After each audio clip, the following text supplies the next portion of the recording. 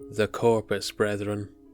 In the 37th millennium, 30,000 Space Marines would embark on a redemptive crusade, with barely half returning, and many of those left behind being horribly altered, caught in the thrall of the very forces they had sought to purge.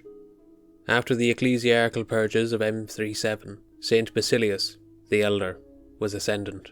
With the coming of Warpstorm Dionysus, dozens of systems were afflicted overnight, with quadruple the numbers of mutation and cultist activity. Many Space Marine homeworlds were also afflicted, as the secret imperfections of their gene seed were writ large on their new recruits, giving rise to a wave of disturbing manifestations, both physical and psychological. The judgment of Saint Basilius found 30 Space Marine chapters wanting in fate, among them the Sentinels chapter. The guilty were given a choice between instant death or embarking upon a crusade into the Eye of Terror. All chose the latter mission, seeing martyrdom as preferable to an existence of suspicion and doubt. Then known collectively as the Judged, they would depart, and less than an hour after transition into the Eye, they would encounter a war fleet of misshapen battlecraft encrusted with the sigils of chaos. The battle was so fierce that the Judged lost cohesion, and the destruction wrought so great that the warp fluxed in turmoil, scattering the Judged to the furthest corners of the Eye. Were they ever to be committed to parchment, the journeys of the Judged could fill the great Elucidan library twice over.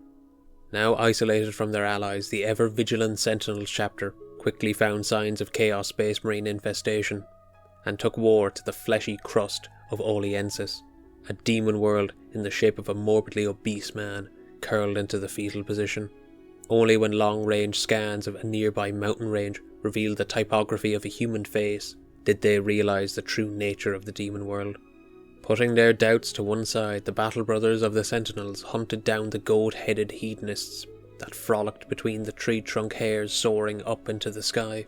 Then, from the planet's yawning spores, came noise marines, their sonic weapons splitting the night air with blood-curdling salvos. The Sentinels crashed headlong into battle with their outlandish foes, but as more and more flesh-worshippers joined the fray, the planet itself stirred, awoken by the din. Lake-sized eyes gleaming, Oliensis devoured the combatants, shoveling the combatants into its waterfall gullet with a hand the size of a tectonic plate. By the time the Sentinels were regurgitated back into reality, they were unrecognisable as loyalists. They had been refashioned into the cannibalistic Corpus Brethren, every bit as deranged as the Slaanesh worshipping heretics they now fought beside.